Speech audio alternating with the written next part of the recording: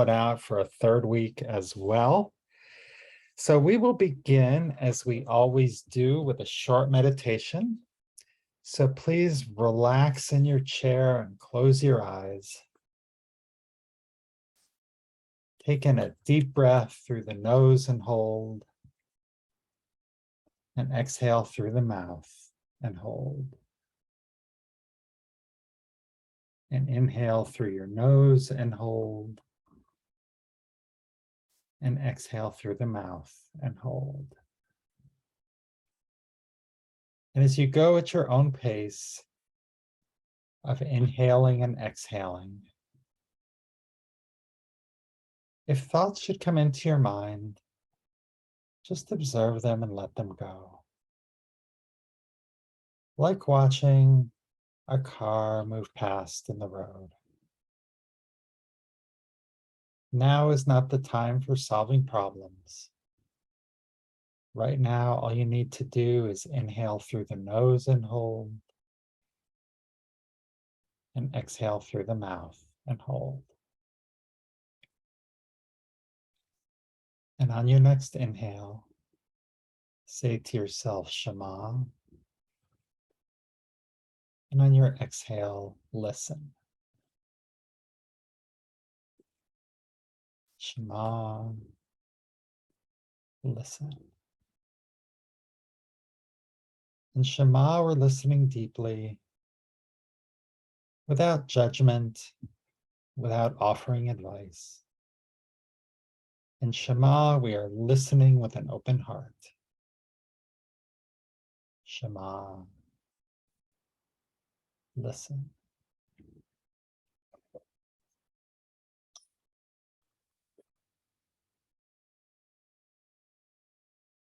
And when you're ready, you may open your eyes.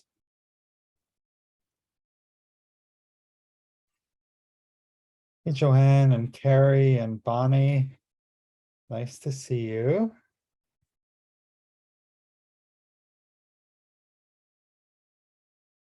So today we will pick up a little bit where we left off last week. And we've been doing this for a couple of weeks, and I know you all haven't been here, but how did enthusiasm show up for you in the last week? How did alacrity, getting things done, beginning tasks, finishing tasks, procrastinating, how did it show up? And for those of you who were here, did you try the enthusiasm inventory? Trying to figure out what brought you energy and what didn't bring you energy. So we'll begin there. So would like to share. Yeah, Joanne. So please remember to unmute. Yes, unmute, sorry. Gotcha. So I've been trying to have alacrity because like today was my first chemo and I don't know, how I'm going to feel in 2 days or tomorrow or whatever. And so this morning, yes, I'm not trying to remember this morning. Yeah, I decided to go out early before it gets too hot and return a book to the library. And that way I get most of my steps in for the day. I'm trying to keep up like things that make me feel good and I feel are good for me physically. And while I was having chemo, my son called and we did the breathing program on FaceTime. And yesterday, because I knew I might not feel like doing it, definitely not today and maybe not tomorrow. I watered my friend's plants because, I had told them I would try to do that. I have the key to their house. They'll be back next week. And, so I felt like, that whole thing about, do the mitzvah that you can and also, try to I practiced piano a little today because I still felt up to it. It's like, as long as I have the energy, I want to push myself a little bit. Or the one thing, my biggest blockage is the kitchen sink, cleaning up the few dishes that are there. but I did most of them.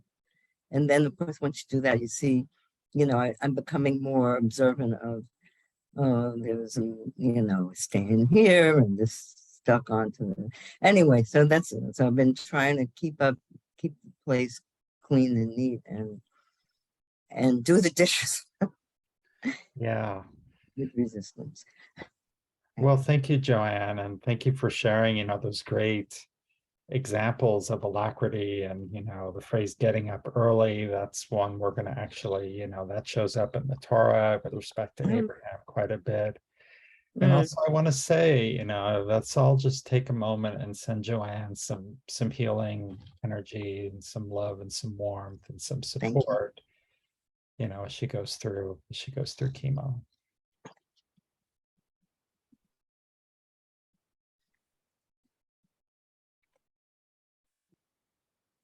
All right, let's see who's next. We have Janet. One of the things I say to myself when I am low is do one thing. Maybe it just involves putting 3 dishes into the dishwasher. Maybe it involves, okay, I'm working on a book. I'll sit down and do half an hour or 45 minutes or maybe 20 minutes. It doesn't matter. It doesn't matter. It's just that it's part of this one thing. What happened to me yesterday, or maybe it was the day before, there was an article in the Chronicle about a woman whose catalytic converter was stolen at San Francisco airport, and it was the second time it happened. Well, I wrote a letter to the editor. One of the things the article said is that plates to prevent this from happening cost for $450. Well, I sent a note to the Chronicle that if she orders the plate online, she might be able to get it for $120 or something to that effect. So that was my little mitzvah. Whether the reporter will ever forward that to the person who had the problem, that's up to her. But at least I tried. I did my one thing. So I'm doing a lot of one things. Do one thing. Thank you, Janet. That would be a great mantra for enthusiasm, to go on the index card or the sticky note. And we can have a bunch of different mantras and pick the one for that 2 weeks that most fits where we are at that moment or what we want to focus on. So I love that. Do one thing. Who else would like to share? Yes, Nancy. And then we'll have Frank or Linda. Yeah, so my enthusiasm worked out. My kids finally moved yesterday. They are out of my condo, except they weren't able to take all their pantry items or anything in the refrigerator or fridge. I have never seen so much food in my life. So I had to box everything up today and bring it to my house. And I don't even have room for all the stuff in the refrigerator. I don't even know what I'm going to do with it. But the good thing is that my condo is empty. Now my enthusiasm is going to take off into another little spiral to get it in tip-top condition to start having the open houses. But the enthusiasm that gets you somewhere and you see the result is so satisfying. And now my kids are on their own. They got their new puppy today. They got their new house. They got their life. I can't be in control, even though I want to be. No, I don't anymore. I really don't. But it's just so satisfying when you see your enthusiasm work out. And now I'm on to my next chapter, and then the condo will be done. And then we'll see what life offers to me in the future. Thank you. Thank you, Nancy. And sounds like you'll be having a barbecue or some party to get people over to help eat up all the food from your kids. So yeah, let's see. We had Frank and Linda next, and then Bonnie, and then I saw Joanne again as well. COVID, in some ways, I'm sure COVID was some blessing to many people, but whether they acknowledge it or not.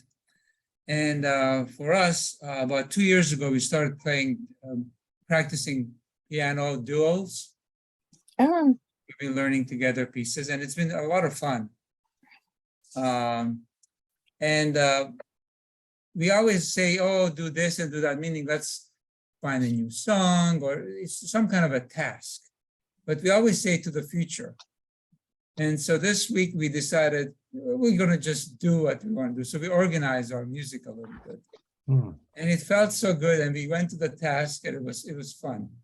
So that was enthusiastic. And just doing it meant that we could repeat this again. So that's ours. Or that's mine, at least. Thank you, Frank. Yeah, very, very inspiring. Sometimes we just gotta do it and not say, we'll get to it eventually. mhm. Bonnie. So I missed you all last week because I had taken my 12-year-old granddaughter to the not bat mitzvah trip to New York for a week, Oh, which was an amazing experience. I had forgotten about moody girls. I'd forgotten about girls who cry. But when you ask her, what was your favorite restaurant? The answer is everything. What was your favorite show? We went to 3 Broadway shows. The answer is everything. Her number one of everything, I really believe, was the free tour of the New York City Public Library on 42nd Street. I had done a lot of research, and she kept saying to me, well, the next time we come. And I'm thinking, let's get through 7 days of this before we're on to the next trip with your cousin or she's a one and done. But it was looking through her eyes. The cheapest thing in New York, by the way, beside the free things, is roller skating in Rockefeller Center. It's $20. So just experiencing this through a 12-year-old. She had been to the city once 3 years ago with her parents, but this was she and she planned most of this trip. I did the research on surprise things, like the New York City Library was a surprise.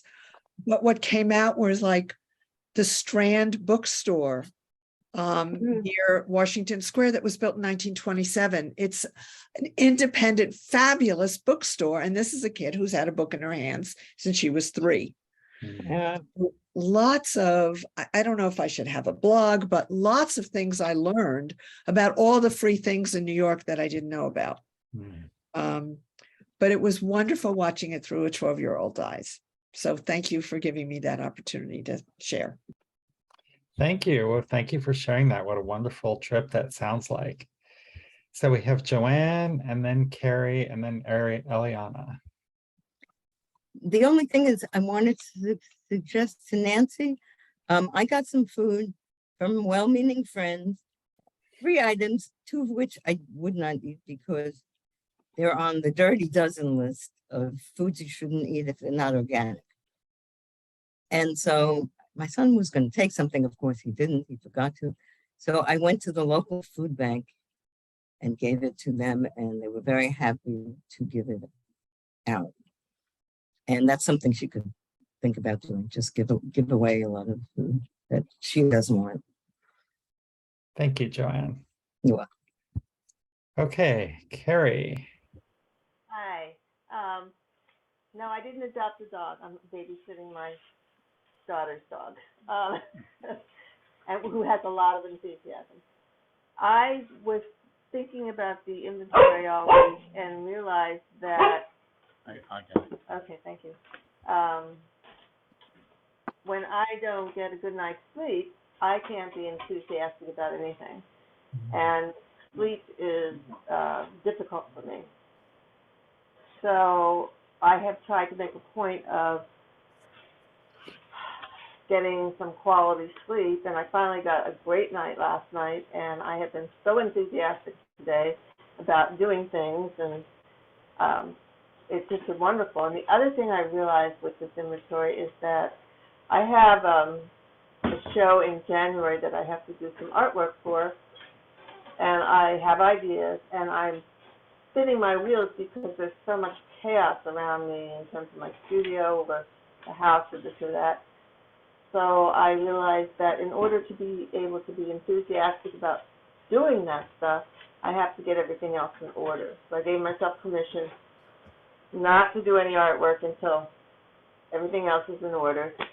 And it was a wonderful release, and I'm enthusiastic again. Thank you. All right. Very good. Thank you, Carrie. Great job doing your enthusiasm inventory. And yeah, sleep. I'm sure that impacts many of us, that when we're not fully rested, our energy, our alacrity goes down. Procrastination and sitting on the couch eating chips goes up. So, Eliana. Hi, sorry I was late. I was so enthusiastic about my work that I forgot to come. But last week I was so embarrassed I couldn't think of anything I was enthusiastic about. And so this week I have to report. I signed up for a Road Scholar Dude Ranch trip for January. So I'm going to go to a ranch for 6 days and ride a horse. I mean, that's all I want to do. And I thought, oh, I could do that, but why not? Anyway, and the other one is I didn't get a big swimming pool, but I got a swimming pool. It just came today and they're going to put it up. You know, it's above ground, but my dog and I can go and lie in there. And I started swimming at the JCC, the Jewish Community Center here, and just doing laps. And thank you, Greg. Thank you. I mean, it's pretty awesome to be alive again. Thank you. Well, you're very welcome, but you get all the credit for taking action, you know, and that we we as a group sort of work and support each other. And so it's really, I think, part of the strength of doing Lucerne community is that we can all be here for each other and work on this together. So let's see, Martin. And Carrie, is your hand up a second time, or is that just okay? There we go. So Martin, hello. Hi, Greg. I got to the meeting late. Sounds like we're sharing stories about enthusiasm. Yeah, about enthusiasm. Yeah. Yeah. So I'm interviewing for a teaching job, teaching art in Florence, Italy for next spring or summer. I'm quite enthused about that. So, yeah. Wow, fantastic. Yeah. Fantastic. Well, I have to share, I didn't want to share right after Bonnie's story, but I was reminded, the New York Public Library, I was reminded we were staying a few blocks from there and there was this horrible winter storm, and all of us, my two daughters, my wife and I, we were going to go to the library, and we're like, trudging through the snow, and it's just, coming down in sheets and buckets. And so we wanted to go check it out. And also one of the things that I did there was I had found out from my stepmother that they had a copy of my book. So I went and I visited my book on the shelves of the New York Public Library, which was really fun. I don't know if anyone's taken it out, but that's not my affair. But I got a huge charge out of knowing my book was there. So that was nice. Okay, anyone else? All right, then let us move on a little bit deeper. Okay, so we've talked about our assumptions, so we won't spend time here. I wanted to once again review our spectrum of enthusiasm, where again, if we have too little, we can get very low energy. Words like, judgmental type words like slothful or lazy can be attached to that. And having too much enthusiasm can lead to rash decisions and being frantically busy. I also included two different mantras: make the most of each moment, and also run to do good. And we're talking last week a lot about that was how we started, running to do good. And Some people's examples were really how, all right, I'm just going to kind of go and do what I need to do. So we now come to this a reading that was an everyday holiness from an idea from Rabbi Shlomo Volbe. So may I have a volunteer to unmute and read this passage? Yes, Sarah. Rabbi, how we do it matters. Rabbi Shlomo Wolbe explains, however, that a mitzvah delayed or done unenthusiastically is not a mitzvah that might go wrong, but one already gone wrong. It is a second-rate performance that has already been contaminated. Great, thank you. Let's stop here. I want to break this out into two different sections, and I'm going to just copy the first one and put that in the chat.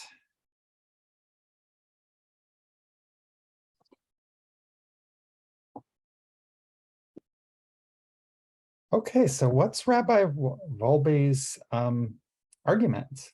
And do you agree with that?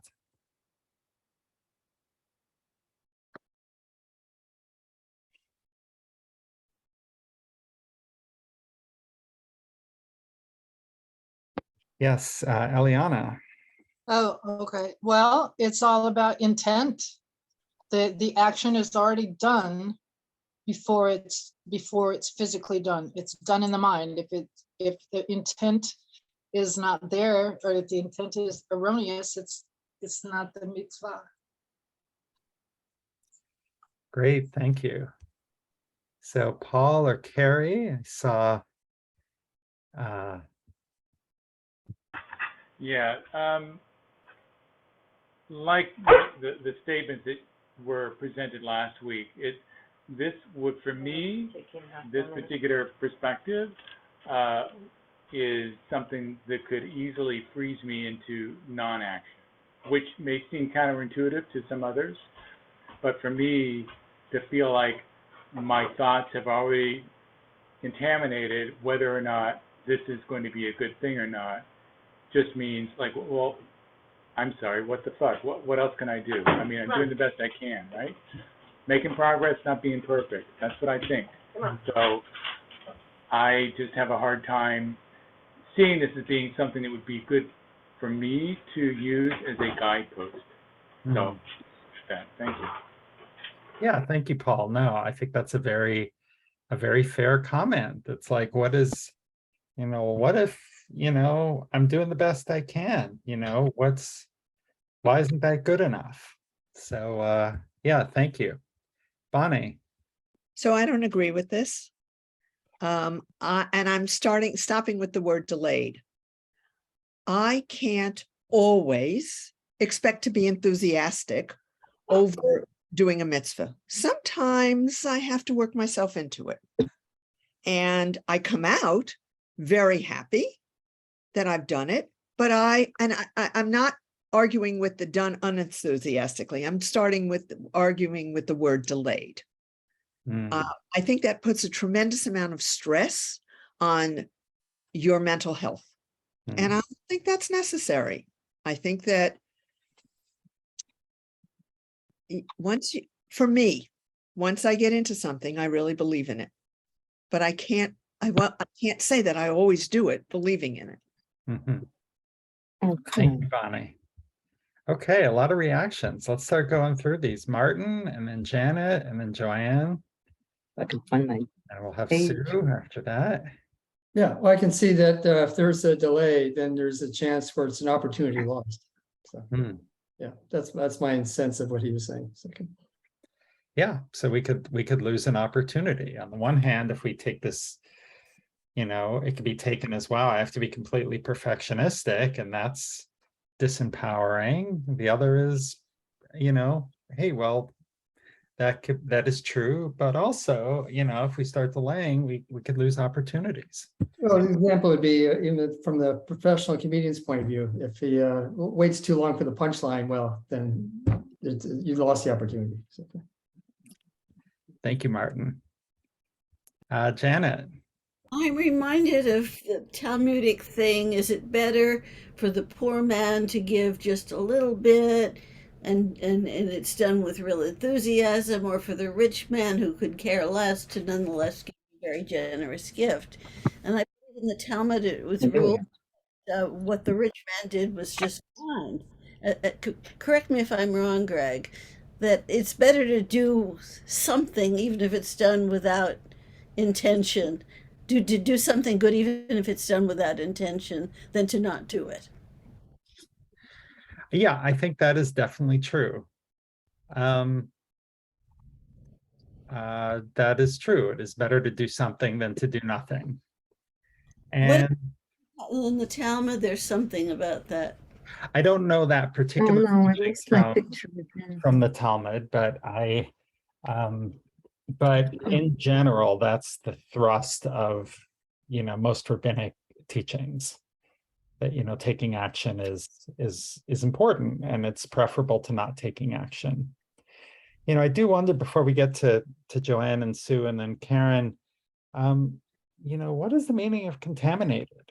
Like, does that mean that we're setting the bar at a certain level and that it still counts, but it's not like, let's not pat ourselves on the back for doing a perfect job?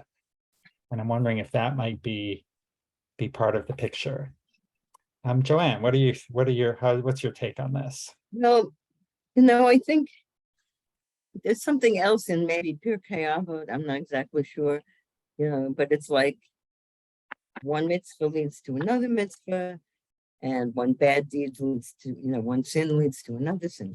So I think it's better, even if it's late or even if it's not as enthusiastic, if it's not perfect, unless it's intentionally done, like when they used to bring like crippled animals, let's say, as Ola, as an offering, instead of a healthy animal, something like that. But if you're doing the best you can and you do something, I think it counts, and also makes it more likely that you're either going to do that again or you'll do something else again. And also, there's also the idea that that if you have a choice of doing one mitzvah, it's like, do the one that's easiest for you to do as soon as possible. So, give yourself a break, and I think good things will come. Thank you, Joanne. Okay, Sue. I just wanted to comment on the mitzvah delayed, because that really, I think a lot of times I'll think of something, something will come up and I'll want to do the mitzvah for that, but maybe either it's not the right time or I'm doing something else, but I'll write it down and I'll still do it. And to me, that's like a delayed mitzvah, but I don't see, it's more like prioritizing the mitzvah. And so I have trouble with that, mitzvah delayed, that it kind of bothers me, because I think a mitzvah is a mitzvah. Whether you do it now or tomorrow, you're still doing the mitzvah. So, and then about the enthusiastic, that I think about mitzvahs that I do, and I think I usually am enthusiastic because I want to do this good deed, and I usually come to it that way. So that I don't, that maybe I agree with, that you should be enthusiastic. I don't know. But the first one about the delay really bothered me. So, I mean. Yeah, this is a challenging teaching, and there's a lot of, we don't all have to agree with all of the teachings. So that is very understandable.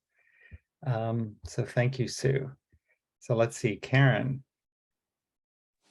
So I think there's a spectrum for enthusiasm, and we can do something without really feeling enthusiastic.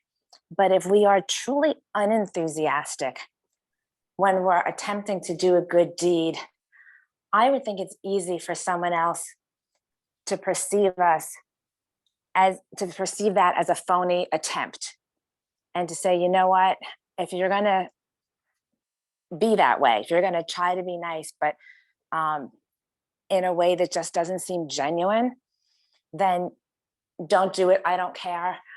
I'm angry, I don't like people like you, and it could just roll out into a negative reaction to somebody else who tries to do something good, and you're just not sure if they really mean it or they don't. So I think there's a difference between not having a rah-rah enthusiasm to do something and really doing it grudgingly, so that somebody else knows that you're doing this, but maybe just for yourself and not for, not for that person, or because somebody else said you should do this for that person. It really leaves a bad taste in your mouth, and people react differently to negative comments from other people. So that's what I was thinking when I heard not to do it unenthusiastic. If you're going to be unenthusiastic about it, don't do it at all. That it was sort of the feeling that the recipient would feel the person who was doing it grudgingly, not just because they're exhausted, but they really want to do this. That they got the feeling that the person delivering the good deed didn't genuinely want to do that. And I don't think you have to be enthusiastic all the time to be genuine. Thank you. And I think that's a good clarification about what enthusiasm is. Again, we're using that as one of the translations of the Hebrew. And so it's not always rah-rah, but being genuine, I think, is a great, with focus, with intention. I remember a story, you reminded me, Karen, of a story I heard when I was in hospice training a few weeks ago, where one of the things they told us was don't give professional condolences. And he told the story where he was a volunteer in a room with someone who was there with the family, and the person had died. He was in the hospital, and the nurse came in and was like checking him. It's like, oh, they died. Okay. And they were starting to leave. They said, oh, I'm so sorry for your loss. And they just walked out. So it was just really kind of it really would have been better to say nothing than to kind of give a perfunctory, I'm so sorry for your loss, but now I got to go change some bedpans and my break is coming up. So I'm just going to kind of go through this.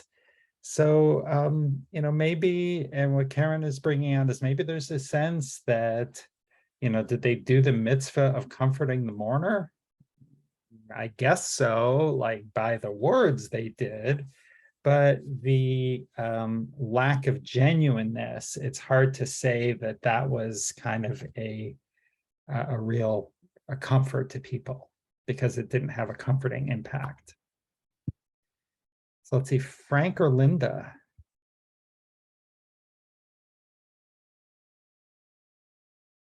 Yes, it reminded me of this morning.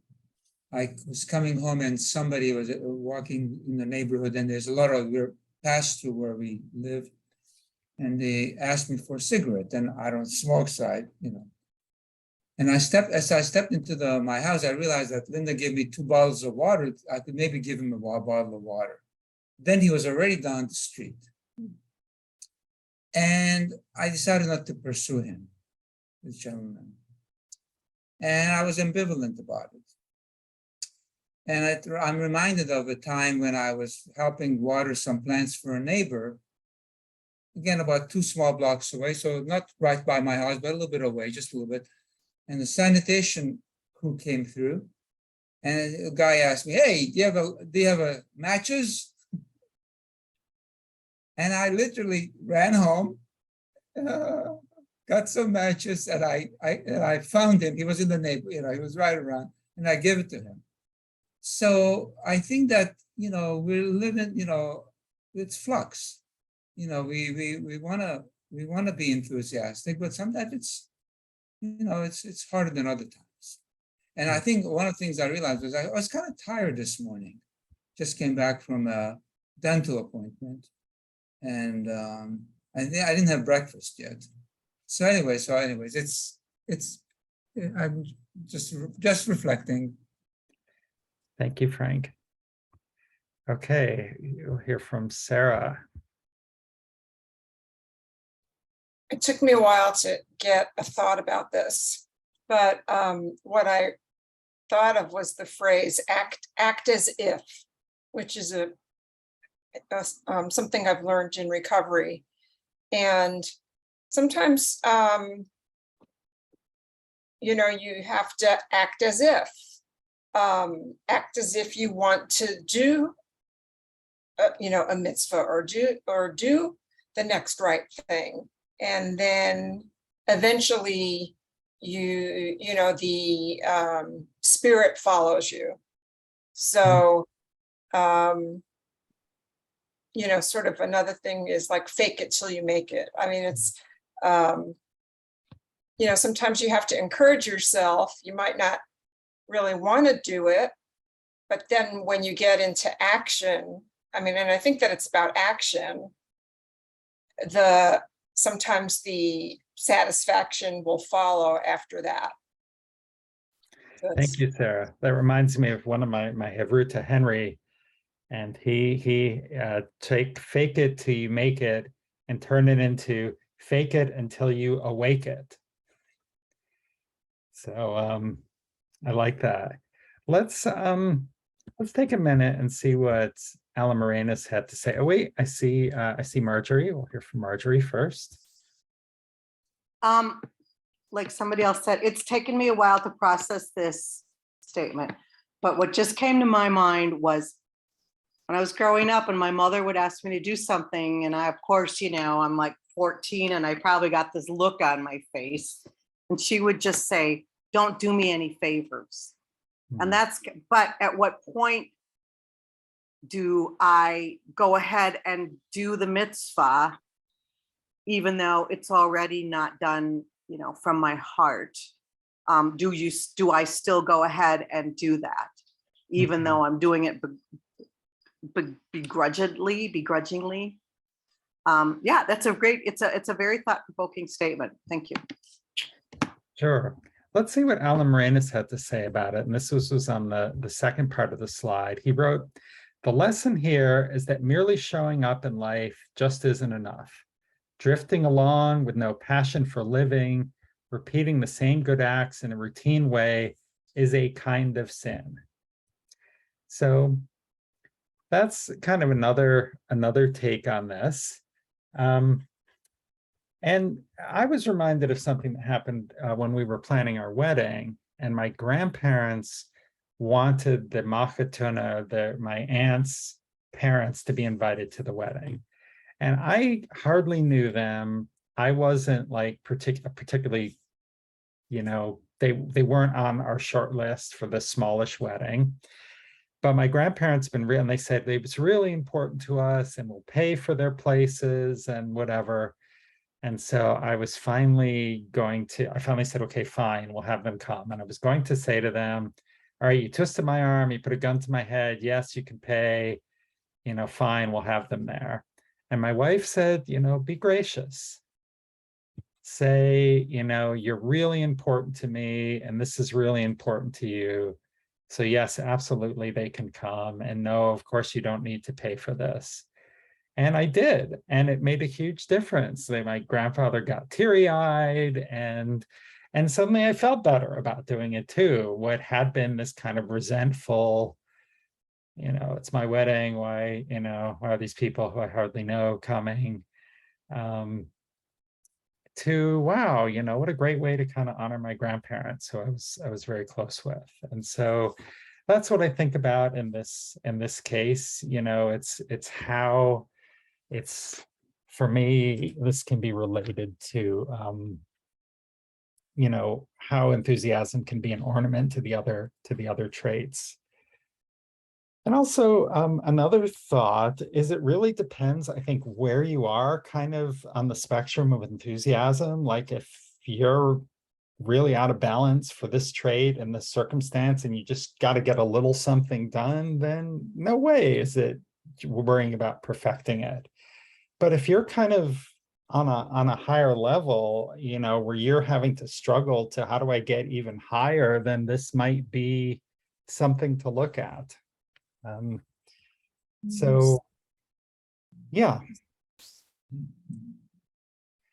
Any other thoughts? Wow, we spent a lot of time on this one. I have one more reading and then we'll do the breakout groups. Oh, we got a couple more. Sure, Frank or Linda.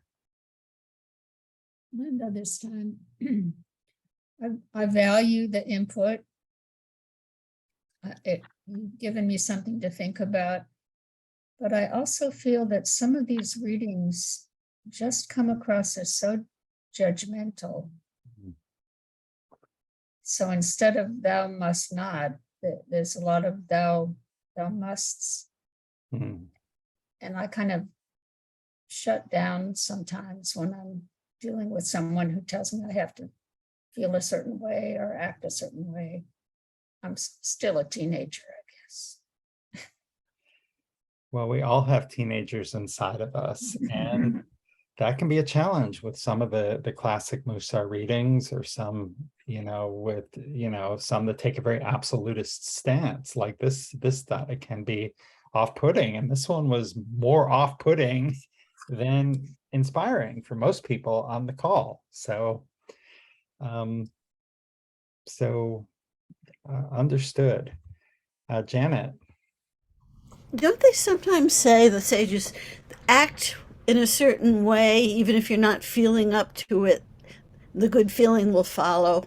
Mm-hmm. Yes. Yeah. And I'm thinking of that because by inviting the person you didn't really want to invite and doing it with enthusiasm, the enthusiasm did follow. Yes, I faked it till it awoke, and it did awake.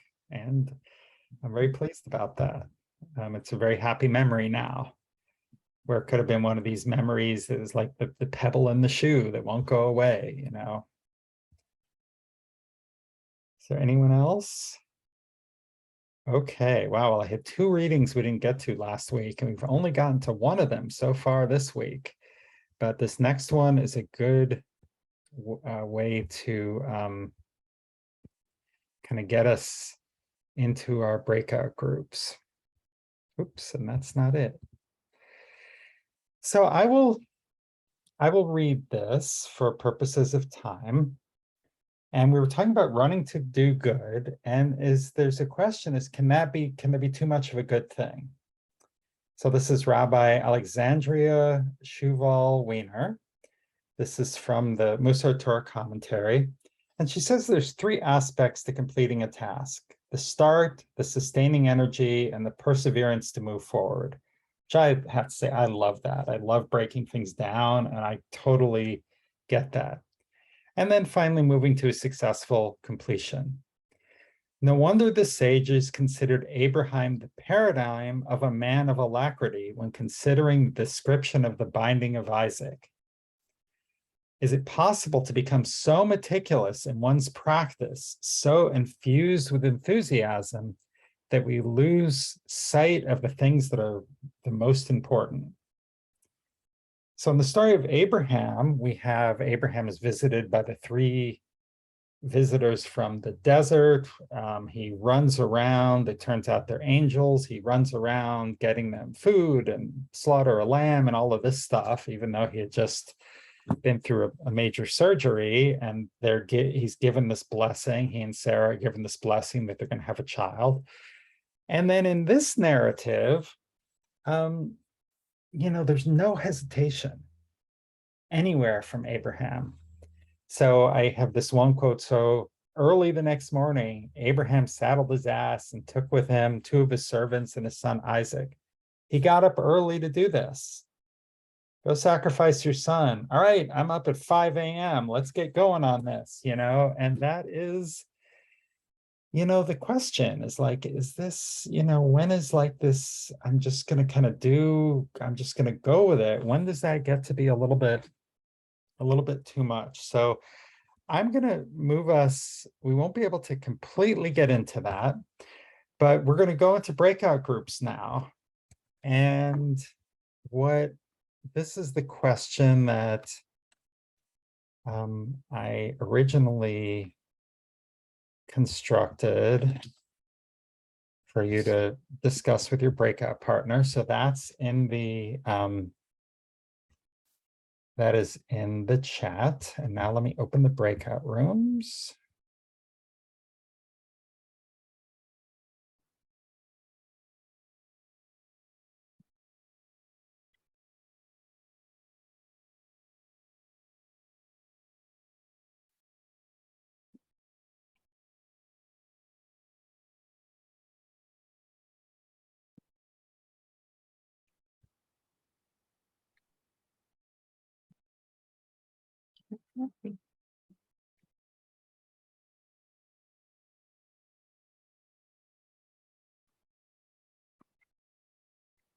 Okay, so you should see a notice to join a breakout room. So just click on that.